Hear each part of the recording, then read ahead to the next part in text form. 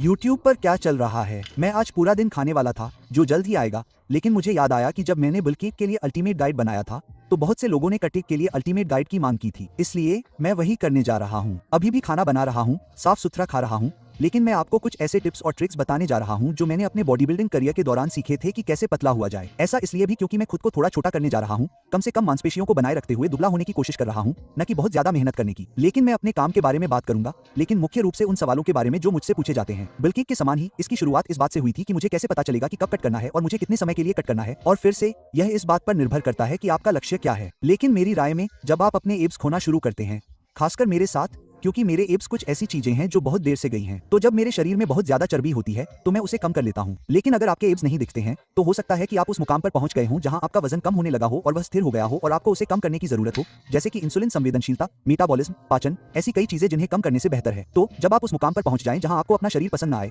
आप जरूरत से ज्यादा मोटे हो जाएं, या आप सिर्फ इसलिए दुबले होना चाहें क्योंकि यह आपकी निजी पसंद है, तो आप वजन कम करना शुरू कर सकते हैं। और वजन कम करने का तरीका इस बात पर निर्भर करता है कि आप वजन कम करने के लिए कितना समय चाहते हैं। अगर वजन बहुत ज्यादा है और आपका वजन 2% है, तो ये काफी ज्यादा है।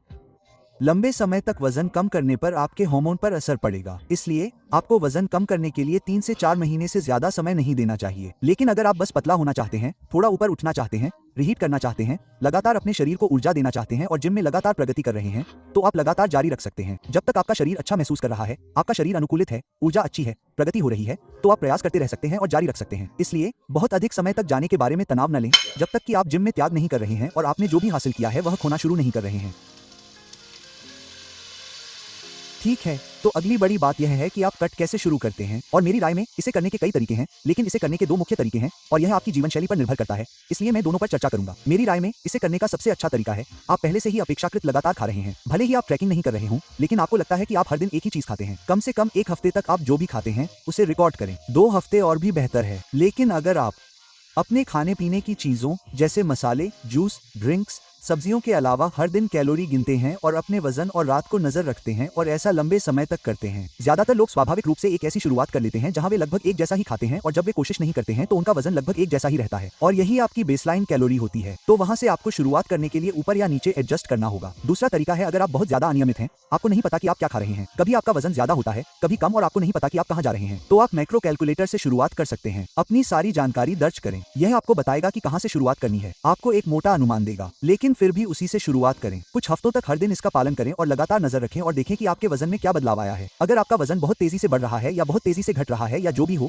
तो आपको मैक्रो कैलकुलेटर चुनते समय उसे एडजस्ट करना चाहिए। क्योंकि मैं खुद इसी तरह से डाइट करना पसंद करता हूं, मैं मैक्रो चुनता हूं और उसके आधार पर डाइट प्लान बनाता हूं और फिर उसी डाइट प्लान पर टिका रहता हूं। मैक्रो बहुत ही बेसिक होते हैं, ये तो हर कोई जानता है। आपको अपने शरीर के प्रति पाउंड लीन मास के हिसाब से 1 से 1.5 ग्राम प्रोटीन लेना होता है। तो अगर मैं अपने ऑफ सीजन में 260 पाउंड का हूं, लेकिन मेरा लीन मास 240 है, तो मुझे कम से कम 240 ग्राम प्रोटीन लेना चाहिए। लेकिन मैं इसे लगभग हमेशा 350 ग्राम तक बढ़ा देता हूं, क्योंकि कई अध्ययनों से पता चला है कि अगर आप दिन में कई बार 100 ग्राम तक प्रोटीन ले रहे हैं, तो भी आप इसका इस्तेमाल करके प्रोटीन डेंसिटी को लगातार बढ़ा सकते हैं और लगातार गेन करते रह सकते हैं। और खास तौर पर जब आप मांसपेशियों को यथासंभव सुरक्षित रखना चाहते हैं, तो पर्याप्त प्रोटीन लेना बेहद जरूरी है। प्रोटीन को मेटाबोलाइज करने की आपकी बॉडी की क्षमता को भी ज्यादा एनर्जी की जरूरत होती है और कार्बोहाइड्रेट के फैट में बदलने की तुलना में प्रोटीन के फैट में बदलने की संभावना कम होती है। वजन घटाने के लिए थोड़ा और प्रोटीन लेना बहुत अच्छा होता है, इससे डरे नहीं, शुरुआत इसी से करें और फिर उसके बाद कार्ब्स और फैट चुनें। यह व्यक्ति पर निर्भर करता है। शुरुआत में मैं 70-30 स्प्लिट्स करता हूँ, तो मैं 70% कार्ब्स और 30% फैट लेता हूँ, और चूंकि मेरे पास कार्ब्स का अनुपात ज्यादा है, तो मैं डाइटिंग के दौरान उसी से काम चला लेता हूँ। लेकिन यह बहुत आसान है, आप शुरुआत इसी से करें। लंबे समय तक ट्रैक करने पर आपको पता चलता है कि आपका बेसलाइन क्या है। अपने खाने और वजन को रिकॉर्ड करें, देखें कि आप कहां हैं। सबसे बड़ी सलाह, मैं शायद दुनिया के 90% लोगों को छोड़ सकता हूं। हाँ, शायद वे दुनिया के 90% लोग नहीं होंगे, क्योंकि अगर आप मेरा YouTube चैनल देख रहे हैं, तो आप शायद अपनी फिटनेस को लेकर ज्यादा चिंतित होंगे, आप इसमें ज्यादा रुचि रखते होंगे। लेकिन औसत व्यक्ति बस अपने वजन को ट्रैक कर सकता है, लिख सकता है कि वह क्या खा रहा है, और वह जो खा रहा है उसके बारे में मनोवैज्ञानिक रूप से जागरूक होने से उसकी खाने की आदतें बदल जाएंगी। वो कहते हैं, अरे बाप रे, मैं कोक और इस तरह की चीजों से 100 ग्राम चीनी खा रहा हूँ, मैं इसे लिखना नहीं चाहता, मैं इसे नहीं खाने वाला। उद्धरण चिन्ह, और इससे आप बेहतर हो जाएंगे। और मैं जिस लेवल पर हूँ उससे मैं कुछ हद तक बेहतर हो जाता हूँ। लेकिन जब हम एलीट बनना चाहते हैं और गेन करना चाहते हैं तो आपको उससे आगे जाना होगा। इसलिए आगे बढ़ते हुए लगातार हर चीज पर नजर रखें, और एक बार जब आप ऐसा कर लेते हैं तो आपके पास आपकी बेसलाइन कैलोरी होती है, तो आपका वजन नहीं बदलता। आपके पास इतना प्रोटीन होता है कि आप रिकवर कर पाते हैं, गेन कर पाते हैं, अपनी मसल्स बनाए रख पाते हैं, और आप एक जैसी चीज पर बने रहते हैं। मैं शुरुआत में 2 से 300 कैलोरी कम करना पसंद करता हूँ और थोड़ा कार्डियो भी करता हूँ, इतना नहीं कि आप पागल हो जाएं। और मैं कार्डियो के बारे में बाद में बताऊंगा, लेकिन सबसे जरूरी बात है कि सिर्फ 200 कैलोरी कम करें। निजी तौर पर मैं सिर्फ कार्ब्स से शुरुआत करता हूं, तो मेरे पास शरीर के वजन के प्रति पाउंड 1.5 ग्राम प्रोटीन का बेसलाइन है। बाकी मैक्रोस के लिए 70% कार्ब्स, 30% फैट, और फिर मैं 200 कैलोरी कार्ब्स लेता हूं और इसे मैं अपने आहार से हटा देता हूं। और फिर मैं इस तरह से शुरुआत करता हूं और मुझे पता है कि मैं आगे बढ़ने के लिए तैयार हूं। ठीक है, तो अगली बात यह है कि आहार बनाने के 2 तरीके हैं।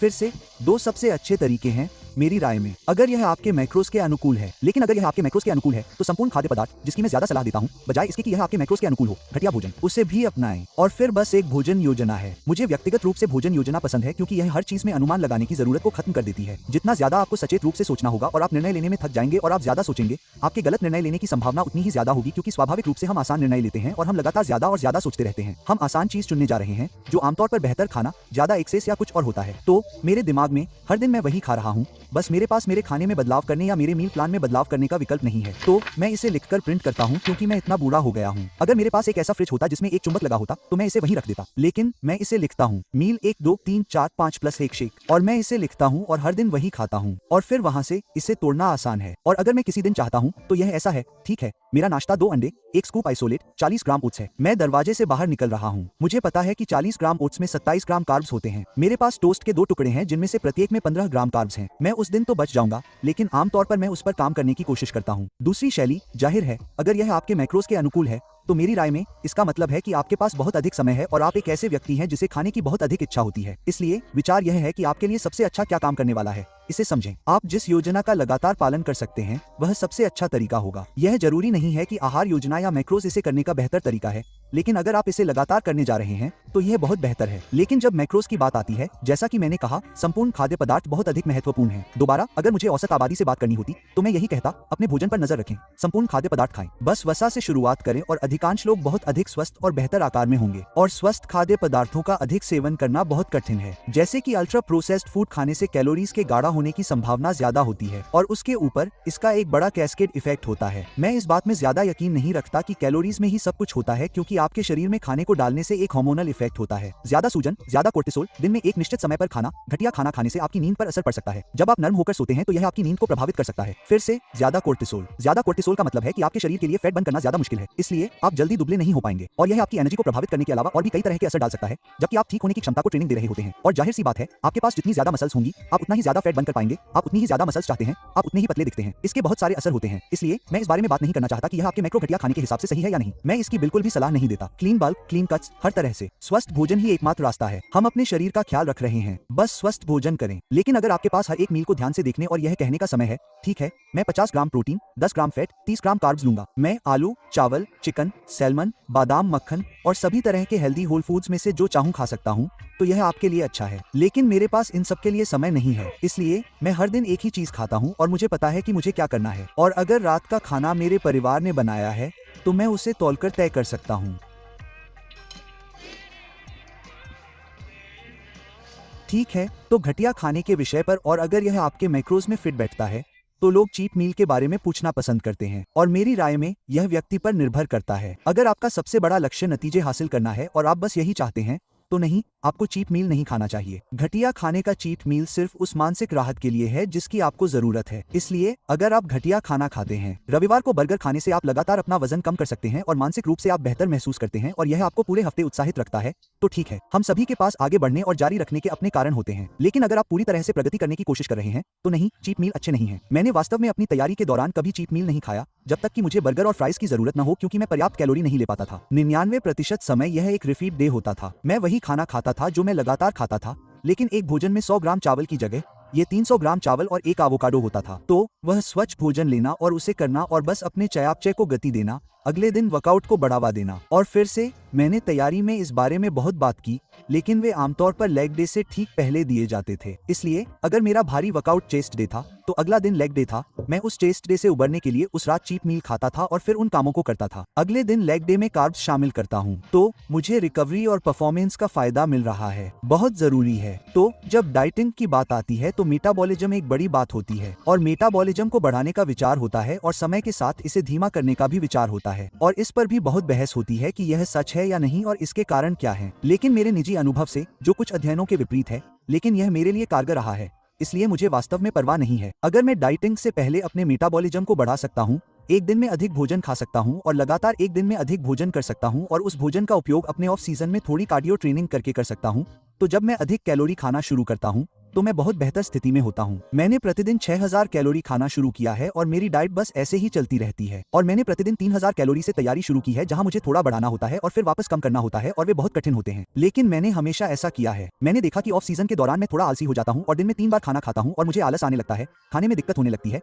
ऐसी ही कई सारी चीजें। और अगर मैं उन भोजनों को छोटे छोटे हिस्सों में बांटकर पूरे दिन में खाऊं तो मैं उतना ही खाना खाऊंगा और मेरी ऊर्जा भी बढ़ेगी, मेरा पाचन भी बेहतर होगा। मैं उतना ही खाना खाकर दुबला होने लगूंगा, तो मैं अपनी कैलोरी बढ़ा सकता हूँ। जाहिर सी बात है कि मैं ज्यादा ऊर्जा खर्च कर पाऊंगा, इसलिए मैं जल्दी ठीक हो पाऊंगा, अच्छी ट्रेनिंग कर पाऊंगा और ज्यादा फायदा पाऊंगा। और बहुत से लोग हैं, हर कोई वैज्ञानिक तौर पर मानता है कि आप ज्यादा बार खाना खाकर और उन्हें फैलाकर अपना मेटाबॉलिज्म नहीं बढ़ा सकते। तो मुझे नहीं पता, लेकिन मेरे लिए यह हर बार कारगर रहा है और मैंने इसे बिना सोचे समझे किया है। बहुत से लोग ऐसे नहीं हैं जो कहते हैं कि मैं एक ही चीज खाता हूँ, वही सप्लीमेंट लेता हूँ जिससे कोई फर्क नहीं पड़ता, लगातार एक ही चीज खाता हूँ, वही कार्डियो करता हूँ, एक ही समय पर उठता हूँ, वही चीज खाता हूँ। मैंने बस 5 से 6 तक बांट लिया भोजन, और उसके बाद मैं थोड़ा दुबला हो गया, और फिर ओलंपिया की तैयारी के अंत में मैं 6 से 7 भोजन पर आ गया, और यह मेरे लिए बहुत मददगार था। इसलिए रुक रुक कर उपवास करना मददगार हो सकता है, क्योंकि दिन के अंत में खाना न खाना और फिर खाना शुरू करना आसान है। लेकिन मेरी राय में ऐसा करने से आपका मेटाबॉलिज्म समय के साथ कमजोर हो जाएगा और बहुत जल्दी स्थिर हो जाएगा, इसलिए मैं इसकी सलाह नहीं देता। ठीक है, तो एक और सवाल जो अक्सर पूछा जाता है वह है कि आपको कितनी तेजी से वजन कम करना चाहिए और आपको कैसे पता चलेगा कि आपका वजन बहुत तेजी से कम हो रहा है। और मेरी राय में इससे बचने का सबसे अच्छा तरीका है कि एक साथ बहुत सारे उपाय न अपनाएं। इसलिए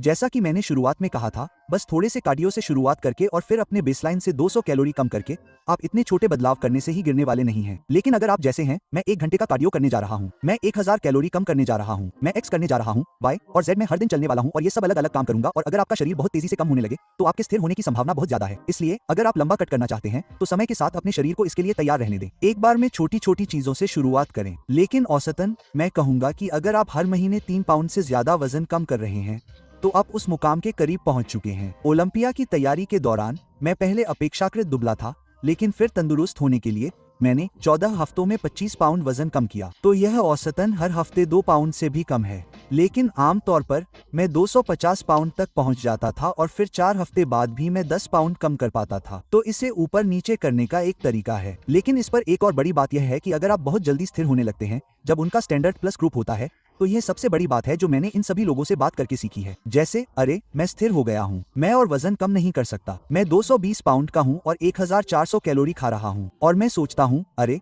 इस वजन के लिए इतनी कम कैलोरी और वजन कम नहीं हो रहा है। तो आपके शरीर को शायद इसकी जरूरत है कि वह थोड़ा सा काम करे। और अगर आप दुबले होने की कोशिश कर रहे हैं और आपको बस यही चाहिए, मान लीजिए कि आप किसी ट्रांसफॉर्मेशन चैलेंज की तैयारी कर रहे हैं या कुछ और, तो मेरी राय में सबसे अच्छी चीज जो आप कर सकते हैं वह है कार्ब साइक्लिंग शुरू करना। और यह डाइटिंग का एक बेहतरीन लेवल है। कैलोरी कम करना एक बात है, लेकिन कार्ब साइक्लिंग करना बहुत असरदार है। तो अगर आप उन रिफीड दिनों को शुरू कर सकते हैं, जैसा मैंने कहा, भारी वर्कआउट से पहले एक हाई कार्ब दिन, आप अपने शरीर के मेटाबॉलिज्म को बढ़ावा दे रहे हैं, आप उसे बता रहे हैं कि आप उसे ईंधन देने जा रहे हैं, आप उसे वह चीज देने जा रहे हैं जिसकी उसे जरूरत है ताकि वह उन दिनों ज्यादा मेहनत कर सके। कड़ी मेहनत करें, सिस्टम को चालू रखें, और फिर अगले दिन जब आप कम कैलोरी पर वापस आते हैं तो यह उस सेल से बाहर निकल जाएगा, और यह आपके शरीर को संकेत देता है कि आप हर समय भुखमरी मोड में नहीं है, क्योंकि आपका शरीर लगातार भूखा रहता है। यह बस है ऊर्जा को संरक्षित करना और सर्वोत्तम संभव बनाए रखने का प्रयास करना। तो यह ऐसा करने के सर्वोत्तम तरीकों में से एक है। दूसरा तरीका है कि आप अपने आहार को थोड़े समय के लिए छोड़ दें, अपनी कैलोरी को लगभग 200 तक बढ़ा दें। तो आपने जिस तरह से शुरुआत की थी उसके विपरीत, और कम करने के बजाय थोड़ा बढ़ाना शुरू करें, और अपने शरीर को ठीक से ठीक होने और इन सभी चीजों के लिए अभ्यस्त होने दें। इसमें बहुत सारे अन्य कारक शामिल हैं जिनके बारे में मैं हमेशा बात कर सकता हूँ,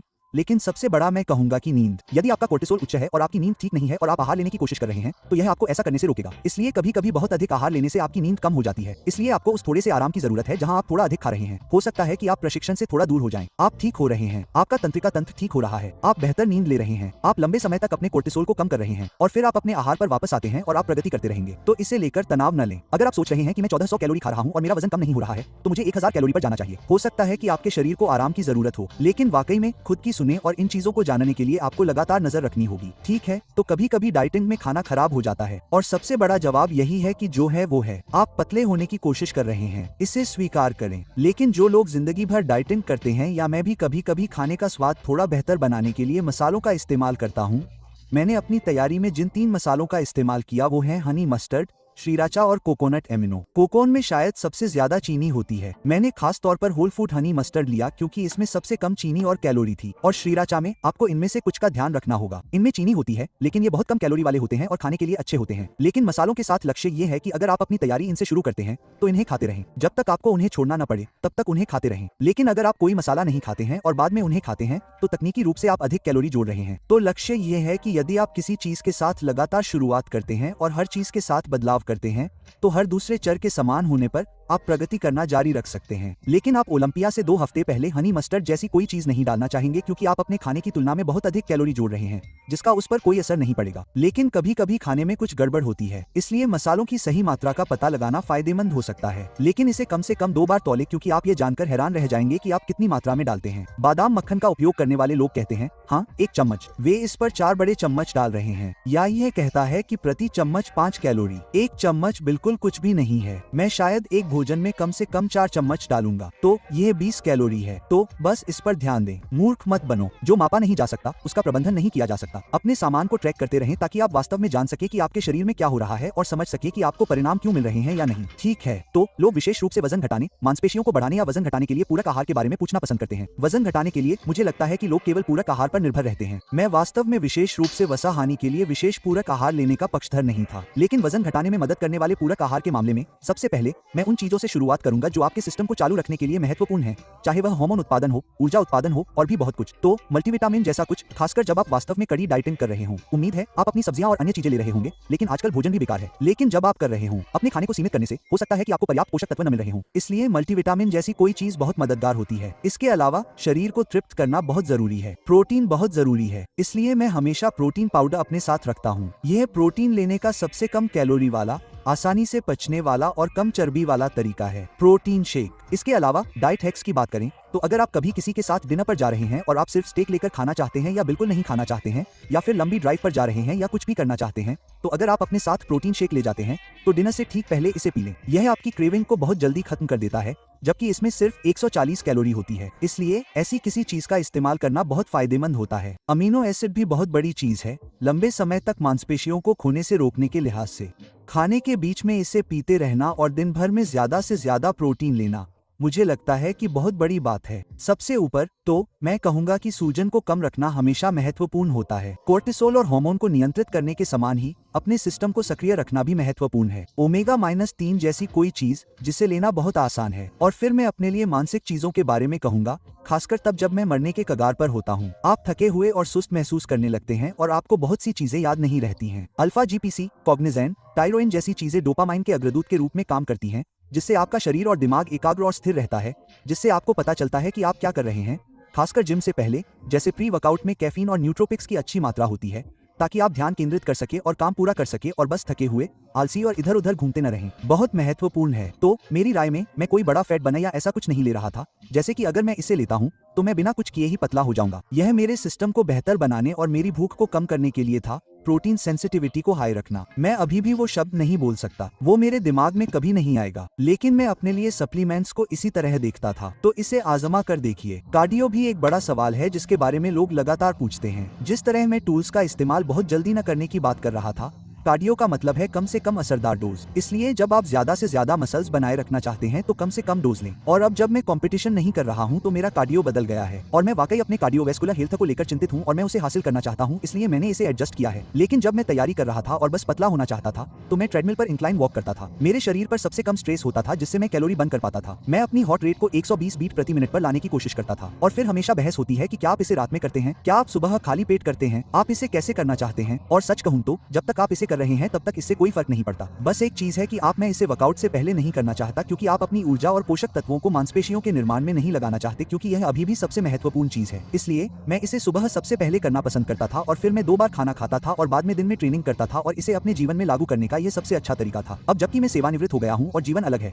मैं एक भोजन के बाद ट्रेनिंग करता हूं, इसलिए मैं सुबह कार्डियो नहीं करता और मैं आमतौर पर वर्कआउट के बाद कार्डियो करता हूं। इसलिए पहले करने के बजाय जो आपके वर्कआउट को बर्बाद कर देता है, मैं वर्कआउट करता हूं। हो सकता है कि मैं कुछ अमीनो लेता हूं और फिर अपने जिम में कार्डियो करता हूं, या अगर मैं उस दिन पूरे दिन काम पर नहीं हूं तो मैं घर आकर कार्डियो के 2 पीस खरीदता हूं जो ट्रेडमिल पर चलने से थोड़े ज्यादा मजेदार हैं। इसलिए मेरे पास एक रोवर है जिसे मैं हिट ट्रेनिंग के लिए कर रहा हूं और फिर मेरे पास एक बाइक है जिसे मैं अपने पड़ोस में बाइक चला सकता हूं, और कभी कभी मैं दोनों को मिलाकर सिर्फ ज्यादा दिलचस्प है। और मैं उन्हें दिन में बाद में करता हूं, धूप में करता हूं, बाहर जाता हूं, कुछ काम करता हूं, और यह मुझे और अधिक सक्रिय बनाता है और मुझे बाहर जाकर काम करने के लिए प्रेरित करता है बजाय इसके कि मैं आराम करूं। मैं यह भी कहूंगा कि कुछ लोग बॉडी बिल्डर को प्रशिक्षित करते हैं जो पतले हो जाते हैं और शो जीतते हैं, लेकिन कोई कार्डियो नहीं करते। वे उन्हें बस अपने कदम बढ़ाने के लिए कहते हैं। 5 के कदम से शुरू करें, 7 के कदम, 10 के कदम तक जाएं और दिन में बस और चलें और उसका ट्रैक रखें। और वे लोग भी पतले हो जाते हैं और यह संभव है। कुछ लोग बिना कार्डियो के भी पतले हो जाते हैं। यह वास्तव में आपके शरीर पर निर्भर करता है। तो लक्ष्य यह है कि यदि आपका वजन कम नहीं हो रहा है और आपने अपनी कैलोरी थोड़ी कम कर दी है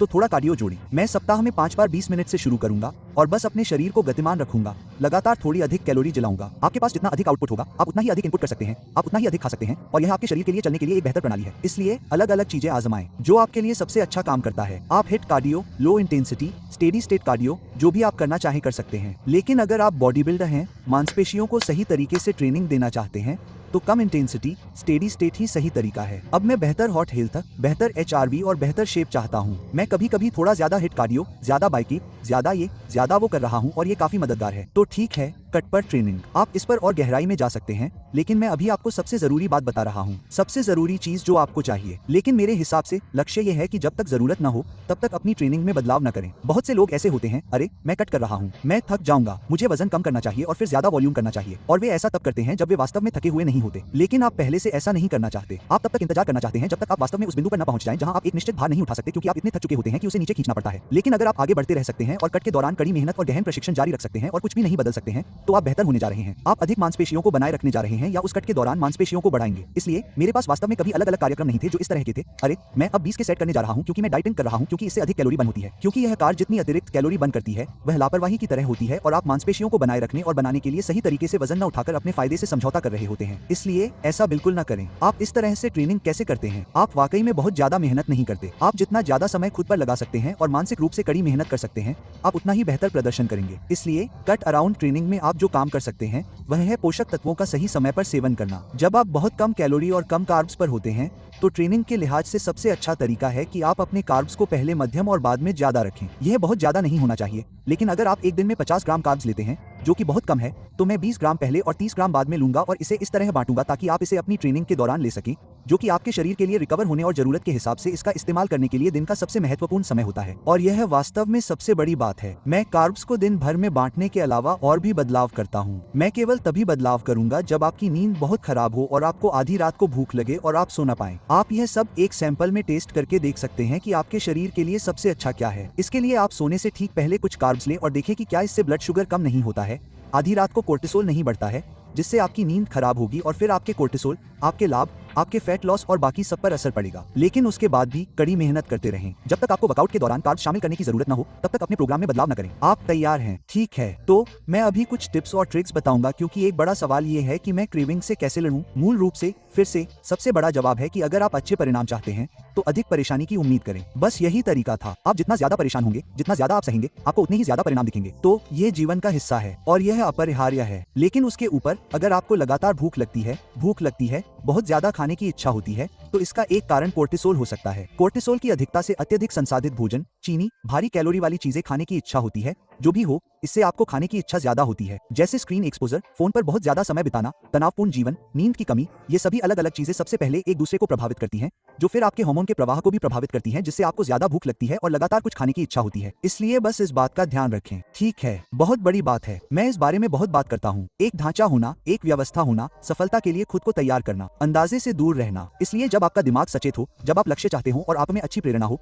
तो आप एक योजना बनाते हैं, और फिर जब आपका दिमाग कमजोर महसूस करे और आप में कमी महसूस हो, तो आप बस उस योजना का पालन करते हैं और इससे आपके लिए काम आसान हो जाता है। लेकिन अपने दिन भर के लिए एक व्यवस्था जैसी चीज बनाना। मान लीजिए कि मैं आपसे कहता हूं कि आपका खाना सही है, वर्कआउट से पहले और बाद में कार्ब्स लें, लेकिन आपके दिमाग में आप दिन के बीच में ही ट्रेनिंग करते हैं और फिर जब आप रात को घर आते हैं तो आपको ये क्रेविंग होती है। तो शायद आपके लिए बेहतर यही होगा कि आप काम पर रहते हुए, बच्चों को स्कूल छोड़ते हुए, कुछ काम करते हुए, व्यस्त रहते हुए, बिना किसी सोच विचार के दिन भर में कम कार्ब्स लें। आप अपनी कैलोरी कम से कम रखें, उस समय कार्ब्स भी कम लें, और फिर जब आप रात को घर आते हैं और आराम कर रहे होते हैं, बोर हो रहे होते हैं, कुछ नहीं कर रहे होते हैं, तो आपकी क्रेविंग होने लगती है। कम से कम आपके पास उसके लिए कार्ब्स तो हैं। तो इसे दिन के आखिर में कार्ब्स लेने की बजाय बैकलोडिंग कहा जाता है, और यह शारीरिक खेल से ज्यादा मानसिक खेल है, जो बिल्कुल ठीक है। अगर इससे नतीजे मिलते हैं तो ये कारगर है। ये सभी चीजें बहुत बारीक हैं और इनके आंशिक फायदे हैं। सही समय पर खाएं और सभी काम करें। जब आप इन चीजों को एक साथ करते हैं तो ये बहुत कारगर साबित होते हैं। लेकिन अगर आप इसका पालन नहीं कर सकते क्योंकि यह बहुत कठिन है, इसका कोई मतलब नहीं है। इसलिए सफलता के लिए खुद को तैयार करें। एक सिस्टम, एक ढांचा, एक शेड्यूल बनाएं जिसे आप तोड़ न सकें। एक और बड़ी चीज जो मदद कर सकती है वह है किसी भी स्तर की जवाबदेही। इसमें सबसे महत्वपूर्ण बात होगी एक कोच होना,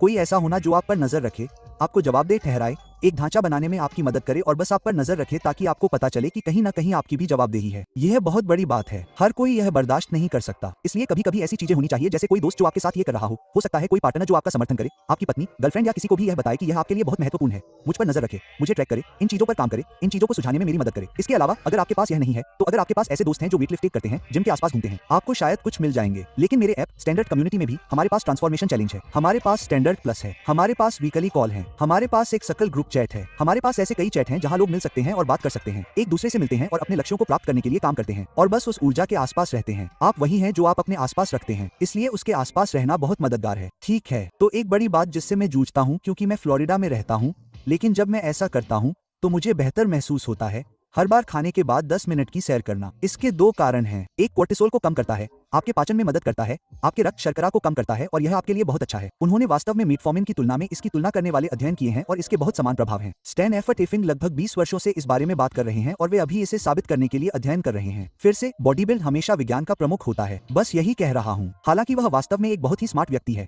इसलिए ऐसा करें। लेकिन जो लोग कार्डियो नहीं करना चाहते हैं, वे सिर्फ खाने और फिर 10 मिनट के लिए घूमने के लिए ये सब नहीं करना चाहते हैं, यह उतना कठिन नहीं है। अगर आप हैं अपने दिन को सही ढंग से व्यवस्थित करें, आपके पास उसके लिए समय होगा और यह आपके शरीर के लिए बहुत अधिक फायदेमंद होगा। और वही बात जो मैं कार्डियो के लिए कह रहा था, अगर आप 1 घंटे या उससे अधिक समय तक कार्डियो नहीं करना चाहते हैं तो दिन में अधिक कदम उठाना बहुत कारगर है। इसलिए अगर आप ऐसे व्यक्ति हैं जिन्हें दिन में फोन कॉल आते हैं, या आप पॉडकास्ट सुनते हैं, या आप दिन भर में बस ब्रेक लेते हैं, तो अपने फोन को स्क्रॉल करते हुए या कुछ न करते हुए, या फोन पर सोफे पर बैठे हुए, या अपने डेस्क के पीछे फोन पर बात करते हुए बैठने के बजाय अपने एयरपॉड्स, हेडफोन, जो भी आपके पास है, लगाएं और पार्किंग स्थल, इमारत के चारों ओर घूमें, जो भी हो, और इसे समझें। और इससे आपको बहुत तेजी से बेहतर आकार में आने में मदद मिलेगी। जब बल्क की बात आती है तो इसके बारे में बहुत बात करें, लेकिन पाचन को कम करना भी उतना ही महत्वपूर्ण है।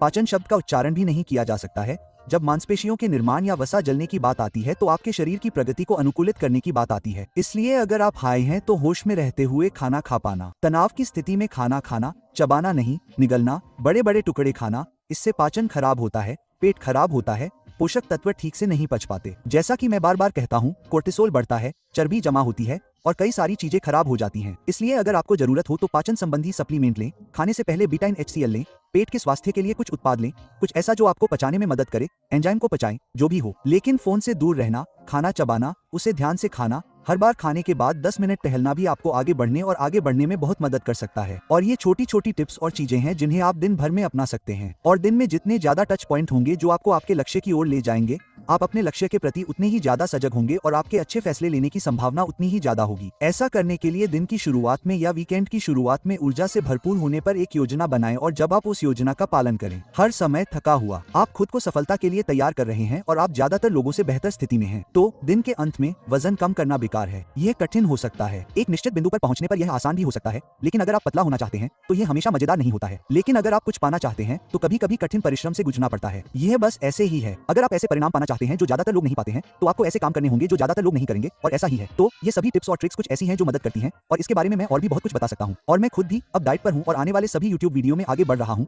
मैं छोटी छोटी टिप्स और ट्रिक्स को लागू करता रहूंगा और आपको दिखाता रहूंगा कि मैं ये कैसे कर रहा हूँ, और जो मैं आजमा रहा हूँ उसे अपना रहा हूँ, मेरे लिए क्या काम कर रहा है क्या नहीं। तो मैं इस बारे में बात करना जारी रखूंगा, क्योंकि आप और भी बहुत कुछ कर सकते हैं। लेकिन अंत में जैसा कि मैंने कहा, दिन की योजना बनाएं, उस पर टिके रहें, अपने खान पान पर ध्यान दें, सेहतमंद खाना खाएं और अपने शरीर का ख्याल रखें, क्योंकि सेहतमंद रहना सबसे जरूरी है। इसलिए जो भी आप कर रहे हैं उसे करने के पीछे एक अच्छी वजह होनी चाहिए, और अंत में यह बेहतर तरीके से काम करेगा। हाँ, आज के लिए कटिंग पर यही मेरी बात थी। तो मुझे उम्मीद है कि आप लोगों को यह पसंद आया होगा। अगर आप लोग मुझे दूसरे विषयों पर बात करते हुए देखना चाहते हैं, जैसे कि जीवन में योजना, तो मुझे बताएं। जैसा कि मैंने कहा, मैं आगे भी इस बारे में बात करता रहूंगा। तो देखने के लिए आप लोगों का धन्यवाद। मैं आपसे बाद में मिलूंगा।